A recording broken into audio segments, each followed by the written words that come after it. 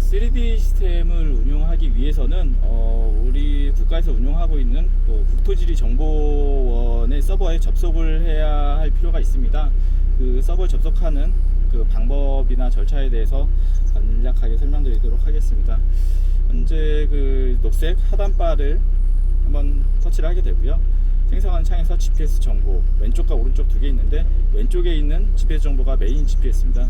메인 GPS의 정보를 보게 되면 현재 이전에서 설명드린 영상에서와 같이 GPS 미국 위성과 러시아 위성, 유럽 위성, 중국 위성, 그리고 일본 위성 총 여러 가지 위성들을 많이 받으면서 총 41개 중에서 29개를 사용을 하고 있습니다.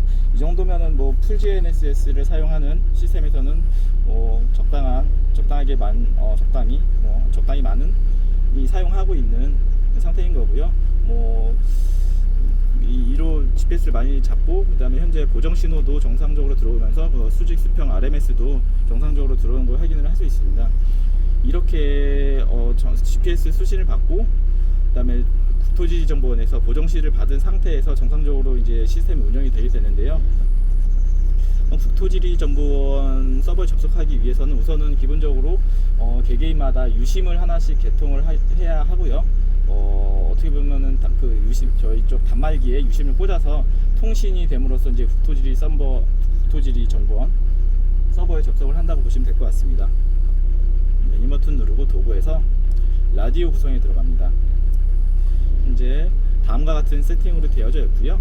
밑에 이제 IP 포트에서 보시면은 이게 국토지리정보원 서버에 접속하는 어드레스 주소라고 보시면 될 것 같습니다. rts2.ngii.go.kr/2101 이런 게 하나가 있고요. 그 다음에 총 크게는 두 개의 서버가 있다고 보시면 될 것 같은데요. 다른 거 하나는 기존이랑 똑같은데 RTS1 숫자 1이냐 2냐에 따라서 서버가 좀 다를 것 같습니다.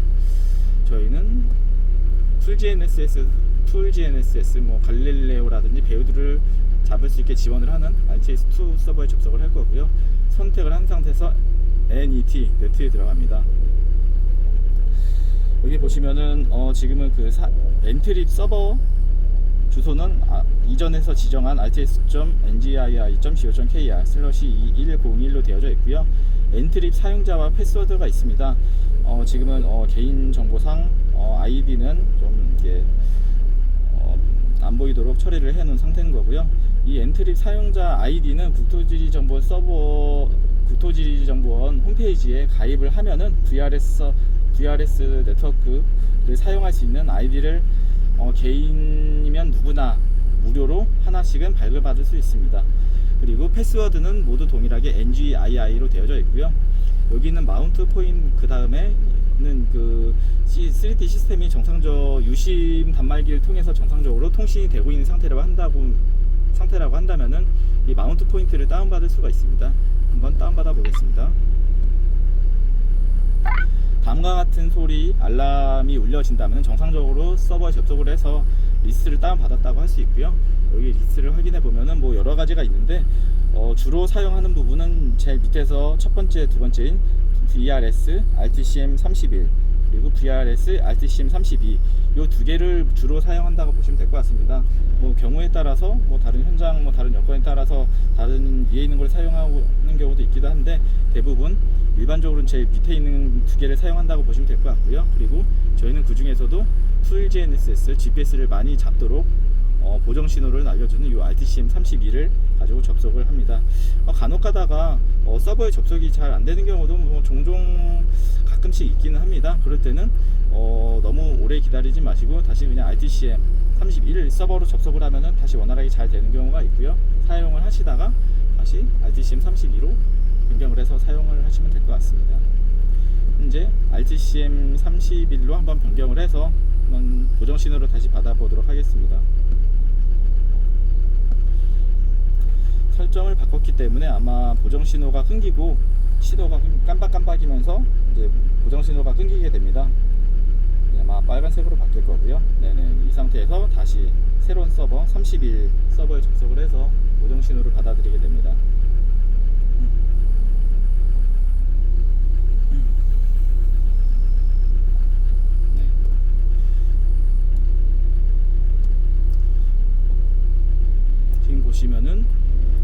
말씀드렸듯이 RTCM 31에서는 중국 위성과 유럽 위성을 잡지 못하고 GPS 그리고 글라나스 2개만 잡으면서 총 14개밖에 사용 못하는 것을 확인을 할 수 있고요. 다시 한번 32서버로 넘어가 보겠습니다.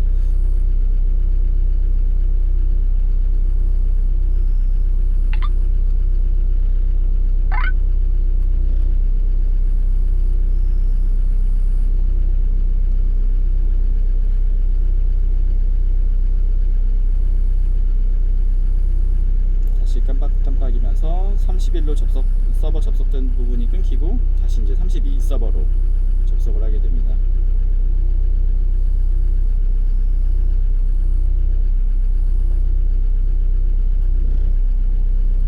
네, 다시 접속이 완료가 됐고요. 다시 한번 GPS 상태를 한번 확인해 보도록 하겠습니다. 네, 아까는 이 두 개 앞에 2개 있는 GPS랑 글로나스밖에 못 잡았기 때문에 10개 중반밖에 되지 않았는데 다시 풀 GNSS가 지원이 되면서 이제 30개 가까이 잡을 수 있게 됩니다. 하지만 이러한 부분에 대해서 간단히 한번 말씀드리면은 아마 아까 15개를 31 서버를 잡아서 GPS를 15개만 잡았을 때랑 30개를 잡았을 때랑 이 RMS 대략적인 정밀도 오차 값을 나타내는 부분이 거의 크게 차이 없는 부분을 확인할 수 있는데요. 이 부분은 일반적으로 굴삭기에 엉덩이에 달려있는 GPS가 완전한 개활지에 있을 때는 큰 차이가 없다라고 생각을 하고 있습니다.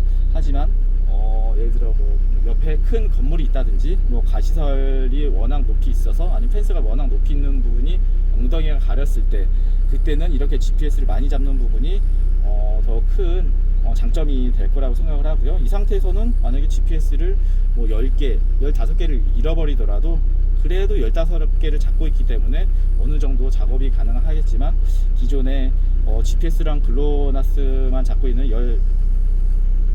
있어서 원래 15개를 잡고 있었다고 한다면 10개를 잃어버리게 되면은 5개밖에 남지 않기 때문에 작업이 불가능한 상태가 자주 오게 될 수도 있습니다. 그렇기 때문에 이렇게 FullGNSS를 지원하는 시스템을 사용을 하시는 게 아무래도 여러모로 좀 유리하지 않을까 싶습니다.